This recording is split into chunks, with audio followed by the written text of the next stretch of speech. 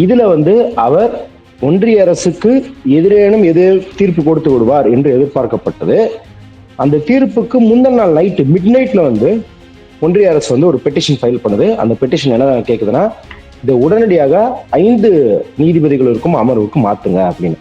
உடனே இவருக்கு பயங்கரமா கடுப்பாயிருது. இது ஏன்னா ஆப்வியஸா ரொம்ப வெளிப்படையாக என்ன தெரியுதுன்னா, இவருடைய தீர்ப்பு ஏற்புடையதாக இருக்க போவதில்லை, அதனால் ஒன்றிய அரசு தலையிட பார்க்கிறது என்பதுதான். ஒன்றிய அரசு இதை அனுமதிக்க கூடாது அப்படின்னு நீதியரசர் கவாய் அவர்களை வெளிப்படையாக அவமதிக்கிறது. இப்படி அப்படி பேசுறதுக்குலாம் ஒண்ணும் இல்ல. அவர் மேல செருப்பை கொண்டு அடிச்சிருக்காங்க. ஒரு தலைமை நீதியரசர் மீது இப்படி செய்ததே கிடையாது. உச்சநீதிமன்ற தலைமை நீதிபதி மீது செருப்பு வீசப்பட்டதே கிடையாது. அவர் ஒரு பட்டியலினத்தை சேர்ந்தவர். அவருக்கு எதிராக வீசியவர் சனாதனத்தை மேற்கோள் காட்டுகிறார். கடவுள் என்ன செய்ய சொல்கிறார் அப்படின்னு சொன்னாரு. இந்த RSS பிஜேபி ஈகோசிஸ்டம் அவரை ஒண்ணுமே பண்ணலையே. கேஸ கரெக்டா ரிட்டையர் ஆகிற போறவருக்கு அசைன் பண்ணுவாங்க. ரிட்டையர் ஆகிற போறவர் அசைன் பண்ணி வேணும்ட்டே அவர் ரிட்டையர்மெண்ட் காலம் வரைக்கும் சார்ஜ் ஷீட் ஃபைல் பண்றது கிடையாது. இல்ல நீதிமன்றத்துக்கு கெடு வாங்கிட்டே இருக்குது. அது ஒரு 6 மாச காலம் போனோடனே அவர் ரிட்டையர் ஆயிடுவாரு. திருப்பி அந்த வழக்கை ஃபர்ஸ்ட்ல இருந்து ஆரம்பிப்பாங்க. இதை இவர்கள் டெல்லி ஹைகோர்ட்ல ஒரு முறையாகவே செய்து கொண்டிருந்தார்கள். கலேஜியம் ஒத்துக்க முடியாது, நீதித்துறை இதை ஒத்துக்க முடியாதுன்னு சொல்லிடுச்சு இந்த திருத்தத்தை. உடனே இவங்க என்ன பண்றாங்க, மோடி அரசு எவ்வளவு மோசமான ஒரு போக்கு பாருங்க. நாங்கள் இனிமே ஒரு அப்பாயின்மெண்ட்ஸ் கையெழுத்து போட மாட்டோம், இதை ஒத்துக்கிற வரைக்கும் கையை முறுக்குறாங்க, பிளாக்மெயில் பண்றாங்க, நீதித்துறையை பிளாக்மெயில் பண்றாங்க. கவாய் அவர்களின் பணிக்காலம்ன்றது ரொம்ப பெரிய நீண்ட பணிக்காலம் கிடையாது. அப்படி இருக்கும் போதே இவர்கள் என்னென்ன செய்ய பார்த்தார்கள், செருப்பால் அடித்தார்கள்.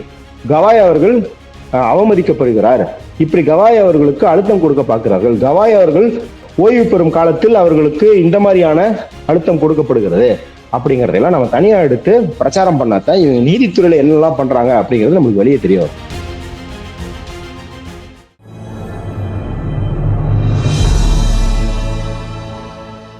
தமிழ் நியூஸ் நேயர்களுக்கு அன்பு வணக்கம். இன்றைய சிறப்பு நேர்காணலில் நம்மோடு இருந்திருக்கும் சிறப்பு விருந்தினர் அரசியல் விமர்சகர் மரியாதைக்குரிய மதுர் சத்யா சார். சார் வணக்கம். வணக்கம்.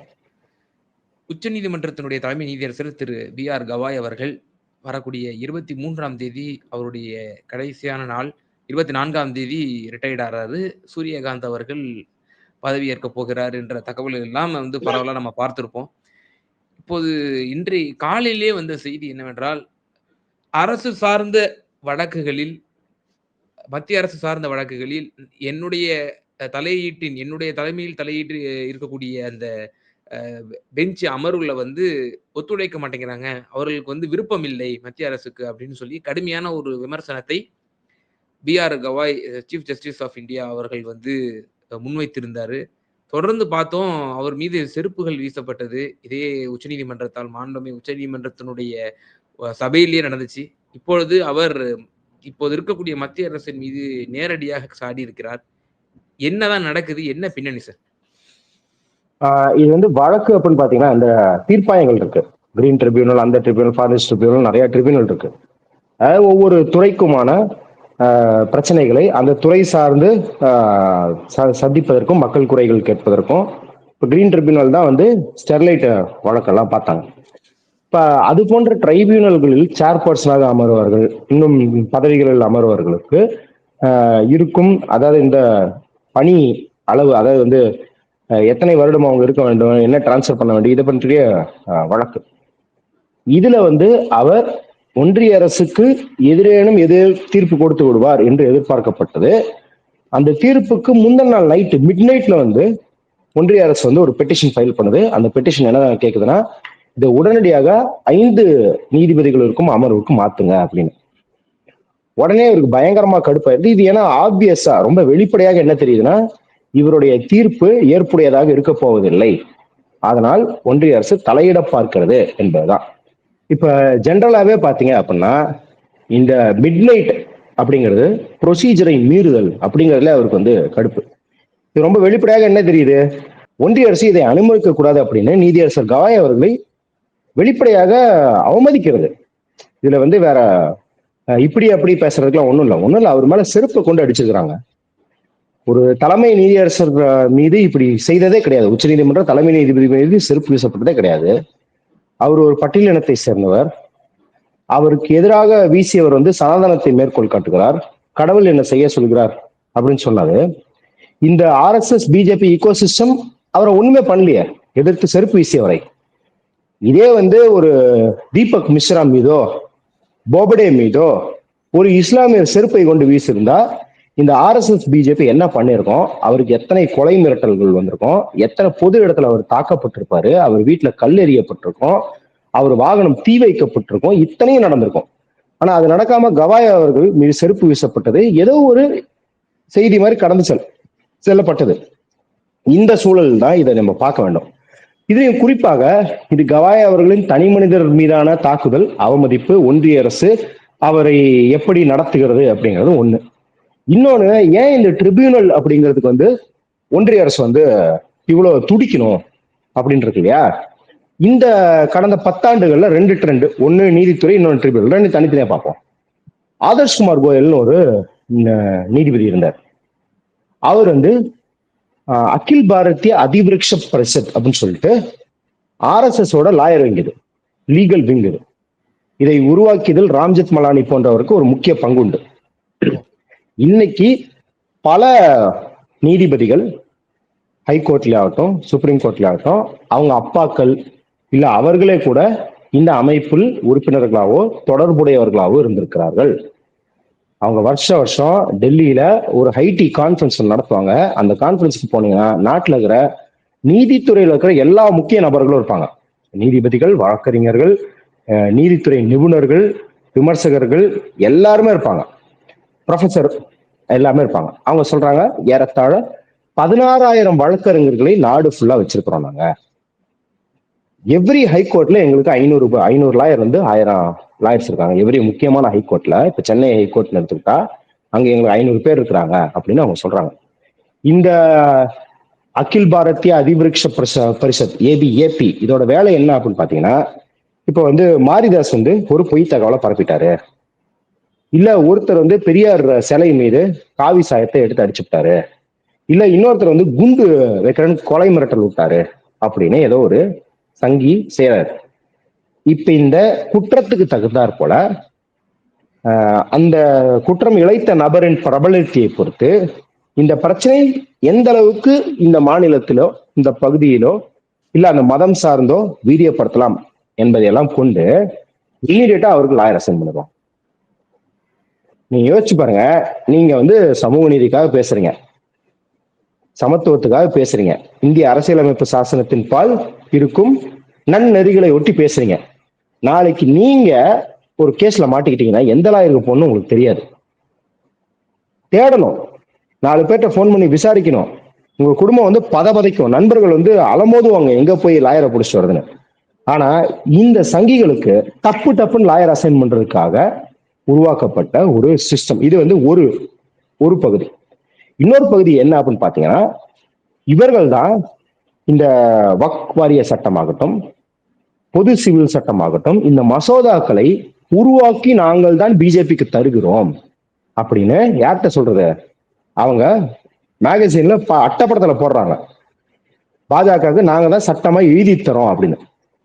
இதை தாண்டி ஊடுருவ செய்தல், இந்த ஊடுருவ செய்தல் தான் இந்த ஆதர்ஷ் குமார் கோயல் சொன்ன இல்லையா, இந்த நீதிபதி என்ன பண்ணாரு, அவரு வழக்கம் போல நம்மளுக்கு தகுந்த மாதிரி குஜராத் ஹைகோர்ட் இல்ல உத்தரப்பிரதேச அலகாபாத் ஹைகோர்ட் நம்மளுக்கு பிடிச்ச ஹைகோர்ட்ல எல்லாம் இருப்பாங்க இவங்க. இந்த மாதிரி இவரை உயர்த்தும் போது, உச்சநீதிமன்றத்துக்கு உயர்த்தும் போது ஐபி ரிப்போர்ட் சொன்னது இல்ல இவரை பண்ணக்கூடாது அப்படின்னு. எது? Intelligence report. அதாவது அரசாங்கத்தோட உளவுத்துறையை சொல்லுது இவரை உயர்த்தக்கூடாது. இருப்பினும் அருண்ஜேட்லி உயர்த்தினார். அதை தாண்டி இவர் நீதிபதியாக இருந்த போது பல தீர்ப்புகளை கொடுத்தார். அது யாருக்கு சாதகமா போனதுன்னு தீர்ப்பெடுத்து எல்லாரும் படிச்சுக்கலாம். இதற்கு பிறகு இவர் பசுமை தீர்ப்பாயத்துக்கு சேர்பர்சன் ஆனார். அங்கே எந்த முதலாளிகளுக்கு சாதகமான விளைவுகள் ஏற்பட்டது அப்படிங்கிறது ட்ராக் ரெக்கார்ட். இவருக்கு அசிஸ்டண்டா இருந்தவர் இன்னைக்கு மந்திரி பதவியில உட்கார்ந்துருக்காரு. எந்த மந்திரி பதவினா என்வாரன்மெண்டல் மினிஸ்டர். யோசிச்சு பாருங்க, ஆர்எஸ்எஸ் ஒரு வழக்கறிஞர் பிரிவு, ஒரு நீதி பிரிவை நடத்துது. அந்த நீதி பிரிவுல இருந்தவர் உச்ச நீதிமன்றத்துல நீதியரசராகிறார். அவர் பசுமை தீர்ப்பாயத்துக்கு வருகிறார். அவர் பசுமை தீர்ப்பாயத்துக்கு வரும்போது அவருக்கு அசிஸ்டண்டா இருந்த அதே அமைப்பில் லாயராக பணிபுரிந்தவர் என்வாரன்மெண்டல் மினிஸ்டர் ஆகிறார். எவ்வளவு பெரிய திட்டம் பாருங்க. அப்ப இது ஏற்கனவே போற ட்ரெண்டு. இந்த தீர்ப்பாயங்கள், இது நான் பசுமை தீர்ப்பாயம் ஒரு ஒரு ஒரு எடுத்துக்காட்டு சொல்றேன். எல்லா தீர்ப்பாயத்திலும் இப்படிதான். இவர்களுக்கு தேவையான நபர்கள் போய் அமர வைக்கிறார்கள். இன்னொன்னு, நீதித்துறையிலே நீதித்துறையில கடந்த 10 ஆண்டு பாருங்க, உங்களுக்கு ஏற்கனவே தெரியும். 2018 ரஞ்சன் கோகோய் உட்பட்ட, ஜோசப் உட்பட்ட 4 நீதிபதிகள் மதன் லோகார் இவங்க எல்லாம் உட்கார்ந்து நீதிமன்ற வளாகத்துல தீபக் மிஸ்ரா தலைமை நீதிபதியை எதிர்த்து ஒரு குற்றச்சாட்டை வச்சாங்க. என்ன அப்படின்னா, அரசியல் தலையீடு இருக்குது, எந்த வழக்கு எந்த பெஞ்சுக்கு போகணுங்கிற தலையீடு இருக்குது அப்படிங்கிற ஒரு பெரும் குற்றச்சாட்டு வச்சாங்க. அப்படி பண்ண முடியுமானா பண்ண முடியும். ஏன்னா மாஸ்டர் ஆஃப் த ராஸ்டர் அப்படிங்கிற சிஸ்டம் தான் இந்தியால. மாஸ்டர் ஆஃப் த ராஸ்டர்னா தலைமை நீதிபதி தேர்ந்தெடுப்பார் எந்த அமர்வுக்கு போகணும், யாருக்கிட்ட போகணும்னு. இப்ப சில நாடுகள்ல எப்படி இருக்கும்னா, ஒரு வழக்க உச்ச நீதிமன்றம்னா எல்லாருமே கேட்பாங்க, எல்லா நீதிபதியும் உட்காந்து கேட்பாங்க. அந்த மாதிரி வழக்கெல்லாம் இருக்கு. நம்ம இதுல அப்படி கிடையாது. ஒவ்வொரு தனித்தனி பெஞ்சா தான் கேட்கறோம் இல்லையா? இப்ப தனித்தனியா பெஞ்சா கேட்கும் போது ஒவ்வொரு நீதிபதிக்கும் ஒவ்வொரு கருத்தியல் சாயல் இருக்கு. இப்ப நம்ம ஹைகோர்ட்லயே பாக்குறோம், சந்துரு இருந்தாரு, அவர் வந்து ஒரு கம்யூனிஸ்ட் சாயல் கொண்டவர். ஜி.ஆர். சாமிநாதன் இருக்கிறாரு, அவர் வலதுசாரி சிந்தனையை கொண்டவர். ஆனந்த் வெங்கடேஷ் பாக்குறோம், அவர் ஒரு சென்ட்ரிஸ்ட் மாதிரி, இங்கேயும் இல்லை அங்கேயும் இல்லைங்கிற மாதிரி இருக்கிறாரு. அப்ப எல்லாருக்கும் எல்லா சாயமும் இருக்குது. அதே போலதான் உச்ச நீதிமன்றத்திலே இருக்கும். இப்ப எந்த நீதிபதி கிட்ட போனா வழக்கோட அவுட்கம் என்னங்கிறது ஒரு பார்வையாளரே கணிக்க முடியும் போது கண்டிப்பாக தலைமை நீதிபதியால கவனிக்க முடியும். இப்போ உதாரணத்துக்கு பெல்லா திரிவேதி இருந்தாங்க. பெல்லா திரிவேதி வந்து அவர்கள்ட்ட நீங்க வந்து அவங்கள்ட்ட பிஜேபி ஆதரவு எதிர்ப்பு அப்படின்லாம் கூட்டலாம். அவர்கள்ட்ட ஒரு விதமான வழக்குல ஒரு குறிப்பான போக்கு, ஒரு ட்ரெண்ட் இருந்தது. என்ன அப்படின்னா, பெயில் ஹியரிங்னு போனா பெயில் கிடையாதுன்றாங்க. அந்த அது டெல்லி ரயட்ஸ் ஆகட்டும், எந்த ஊப்பா சட்டம் ஆகட்டும், பெயில் கிடையாது. அந்த அம்மாவை பொறுத்த வரைக்கும் பெயில் வந்து, பெயிலுங்கிறது வந்து கிரிமினல்ஸை வெளியே விட்டு அலைய விடுற மாதிரி அப்படின்னு சொல்லி அந்த அம்மா எப்பயுமே வந்து பெயிலுக்கு எதிராக அரசு ஒடுக்குமுறைக்கு ஆதரவாகத்தான் அவங்க வந்து நீதிகளை வழங்கியிருக்கிறார், தீர்ப்புகளை வழங்கியிருக்கிறான்னு தெரியும். அப்ப ஆபியஸா இப்ப உமர் கலீத் வழக்கு வருது, இல்ல ஏதாவது ஒரு முக்கிய நபர் வழக்கு வருது அப்படின்னா அதை பெல்லா திரிவேதி அமிச்சா என்ன தீர்ப்பு வரும், அதே ஜஸ்டிஸ் மதன் லோகருக்கு அமிச்சா என்ன தீர்ப்பு வரும் அப்படிங்கிறது ஒரு தலைமை நீதிபதிக்கு கண்டிப்பா தெரியும். அப்ப அதுலதான் வந்து இங்க பொலிட்டிக்கலா விளையாடுறாங்க அப்படின்னு சொல்லி 4 நீதிபதிகள் வந்து குற்றச்சாட்டை சுமத்தினாங்க. அதனால வந்து நீதிபதிகள் தலையிடுறாங்க அப்படிங்கிறத விட நீதிபதிகள் மூலம் அரசியல் தலையீடு இருக்குது அப்படிங்கிறது புது குற்றச்சாட்டு கிடையாது. அதே போல ஒரு தலைமை நீதிபதியை பாஜக கையை முறுக்குறது அப்படிங்கிறதும் புது குற்றச்சாட்டு கிடையாது. 2015 நினைக்கிறேன், 2015-16 சிஜே தலைமை நீதிபதி டி.எஸ். தாக்கூர் இருந்தார். அப்போ அவர் ஒரு ஃபங்க்ஷன்ல மோடி முன்னாடி அழுதுட்டாரு. நான் வந்து அழுதுட்டாருன்னு நகைச்சுவைக்கு சொல்ல, நிஜமாலுமே அழுதுட்டாரு. கண்ணாடி எல்லாம் கழட்டி தொடச்சு மோடியையே அங்க காப்பாத்துங்கன்னு கேட்க ஆரம்பிச்சாரு. ஏன்னா நேஷனல் ஜுடிஷியல் அப்பாயின்மெண்ட்ஸ் கமிட்டி, இந்த அதாவது நீதிபதிகளை நியமனம் செய்யும் அந்த முறைக்கு இவங்க ஒரு மசோதா கொண்டு வராங்க பாஜக. அதுல என்ன இருக்குது அப்படின்னா, கொலேஜியம் தான் இங்க தெரியும். கொலேஜியம் தான் வந்து அடுத்து யாரு உயர் நீதிமன்றம் வந்து உச்ச நீதிமன்றம் போடுறது, யாரை வந்து இந்த நீதிபதி ஆக்குறது அந்த நீதிபதி ஆக்குறது அப்படிங்கறதெல்லாம் கொலேஜியம் தான் முடிவு பண்ணும். அதாவது கொலேஜியம் முடிவு பண்ணி ரெக்கமெண்டேஷன்ஸ் அரசுக்கு அனுப்புமா, அரசு அதை நிராகரிக்கலாம் அப்படிங்கிற திருத்தத்தை கொண்டு வராங்க, சட்ட திருத்தத்தை. அதாவது நேஷனல் செக்யூரிட்டி ரீசன் இல்ல, இவருக்கு இந்த இது இருக்கு அந்த இருக்கு, பேக்ரவுண்ட் செக்ல நாங்க எதுனாலும் மறுக்கிறோம் அப்படின்னு மறுக்கலான்ற ஒரு விதியை கொண்டு வராங்க. இது நேரடியாக அரசு நீதித்துறையில் தலையிடுவது. ஏன்னா உங்களுக்கு பிடிச்ச நீதிபதிகளை மட்டும்தான் நீங்க பதவி உயர்வு கொடுப்பீங்க. உதாரணத்துக்கு நீதிபதி கே.எம். ஜோசப் அவர்கள் உத்தரகாண்ட்ல இவங்க ஆட்சியை கவிழ்க்க பார்த்ததுக்கு தடை போட்டார். அவர் வந்து இந்த இவங்க கவர்னரை வச்சு ஒரு ஆட்டம் ஆடுவாங்கல்ல, பெரும்பான்மையே இருக்காது, ஆனா கவர்னர் வந்து வேணுட்டே இவங்களை ஆட்சி அமைக்க கூப்பிடுவார். இந்த மாதிரி ஒரு தில்லுமுள்ளு பண்ணதை அவர் வந்து தலையில தட்டி உட்கார வச்சார். அதனால அவரை சுப்ரீம் கோர்ட்டுக்கு உயர்த்தல. அதே போல வந்து ஜஸ்டிஸ் முரளிதர் இருந்தார். அவரு டெல்லி வழக்குல வந்து, டெல்லி கலவரம் நடந்தது இல்லையா, கலவரம் கூட இல்ல, இஸ்லாமியர்களுக்கான ஒடுக்குமுறை, அதுல குற்றவாளிகளை பிடிச்சி நான் வாங்குன்னு வாங்கினதும், போலீஸ் காவல்துறையை வாங்கினதும், அவர் இருக்கிறதே சீனியர் மோஸ்ட் நீதிபதி, அவர் கண்டிப்பா உச்ச நீதிமன்றத்துக்கு போயிருவாங்க அப்படின்னு எல்லாரும் எதிர்பார்த்த போதும் அவரை ஆக்கல. அப்ப இந்த மாதிரி பல கேஸுகள் என்ன ஆகுது அப்படின்னா, இது நடைமுறைக்கு வந்துட்டா உச்சநீதிமன்ற நீதிபதிகள் யார் என்று இவர்கள் தீர்மானிப்பார்கள் அப்படிங்கிற ஒரு நடைமுறை இருக்குது. அப்ப என்ன ஆகுது அப்படின்னா, இதை கலேஜியம் வந்து ஒத்துக்க முடியாது, நீதித்துறை இதை ஒத்துக்க முடியாதுன்னு சொல்லிடுச்சு இந்த திருத்தத்தை. உடனே இவங்க என்ன பண்றாங்க, மோடி அரசு எவ்வளவு மோசமான ஒரு போக்கு பாருங்க. நாங்கள் இனிமே ஒரு அப்பாயின்மெண்ட்ஸ்க்கு கையெழுத்து போட மாட்டோம், இதை ஒத்துக்கிற வரைக்கும் கையை முறுக்குறாங்க, பிளாக்மெயில் பண்றாங்க, நீதித்துறையை பிளாக்மெயில் பண்றாங்க. ஆயிரக்கணக்கான நீதிபதிகளின் அப்பாயின்மெண்ட் முடங்கி போயிருது. நாட்டுல ஏற்கனவே உங்களுக்கு தெரியும், லட்சக்கணக்கான கேஸ் வந்து பெண்டிங்ல இருக்கும் போது ஆயிரக்கணக்கான நீதிபதிகள் வந்து அப்பாயின்மெண்ட் போடாம இருந்தா எந்த அளவுக்கு ஒரு மோசமான நிலைமை ஏற்படும். கர்நாடகாவில் ஹைகோர்ட்டை பூட்டிட்டாங்க, எங்களால் நடத்த முடியல, கேஸை நடத்த முடியல அப்படின்னு சொல்லி பூட்டிட்டாங்க. நாடு ஃபுல்லா கொந்தளிக்குது. அப்பதான் ஒரு ஃபங்க்ஷன் நடக்குது, அதுல தலைமை நீதிபதி உடஞ்சு அழுகுறாரு, ஐயா மோடி ஐயா தயவு செஞ்சு எங்களை காப்பாத்துங்க அப்படின்னு. மோடி போய் அவருக்கு தட்டி கொடுக்குறாரு. தாக்கூர் வெளியே போனதுல இருந்து அடுத்தடுத்து வர ஆட்கள், யூ லலித் நினைக்கிறேன், தீபக் மிஸ்ரா, போபடே, கோகோய், கடைசியில நம்ம சந்திரசூட் நல்ல ரமணாலா இருந்தாரு. இவங்க எல்லாரும் படிப்படியாக வளைந்து கொடுக்க துவங்கி கம்ப்ளீட்டா நீங்க பாத்தீங்கன்னா கடைசியில சந்திரசூட் வந்து எந்த மாதிரியான ஒரு பணிக்காலத்தை முடிச்சுட்டு போனாரு அப்படின்றது நம்மளுக்கு தெரியும். அப்ப பாஜக அப்படிங்கிறது முழுக்க இப்படி நீதித்துறையை வளைத்து தன்வசப்படுவதற்கு அவர்களை நிர்பந்தித்திருக்கிறது.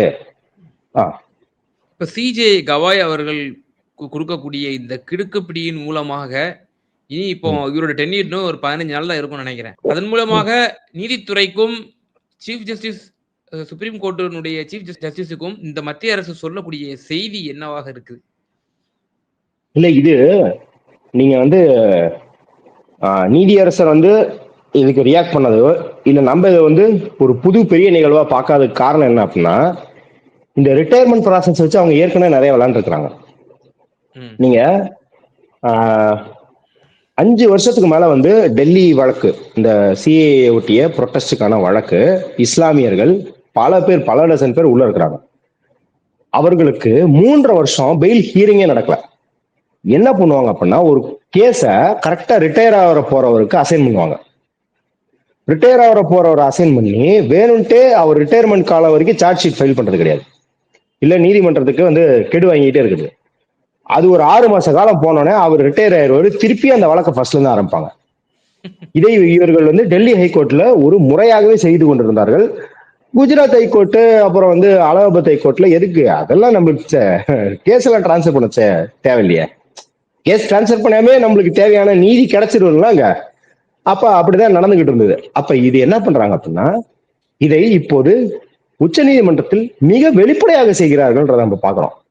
இதற்கு முன்னாடி இது நடக்காது இல்ல. அந்த பிரின்ஸ் படத்துல ஒரு டைலாக் வரும், இது ஏற்கனவே பல முறை நடந்திருக்கு, ஆனா இதுதான் முதல் தடவை அப்படிங்கிற மாதிரி. இந்த போக்கு வந்து ஏற்கனவே அவங்க செஞ்சுக்கிட்டு இருக்காங்க. இப்ப இது நேரடியாக தலைமை நீதிபதிக்கிட்டே செய்றாங்க அப்படிங்கிறத இது அடுத்த கட்டம். இது ஒரு பெரிய மாற்றம் கிடையாது, ஆனா ஒரு நகர்வு. இந்த பாசிச பாஜக அரசின் இன்னொரு நகர்வு. இது வந்து மிட் நைட்ல இவங்க வந்து ஃபைல் பண்றதுன்னு நீங்க பாத்தீங்கன்னா, அர்னாப் கோசாமிக்கு பெயில் மிட் நைட்ல பண்ணாங்க. அவரை அரெஸ்ட் பண்ணிட்டாங்க அப்படின்னும் போது மிட் நைட்ல ஃபைல் பண்ணி வெக்கேஷனுக்கு போக இருந்த நீதிபதிகள் வந்து உடனுக்குடன் வந்து தீர்ப்பு வழங்கினாங்க.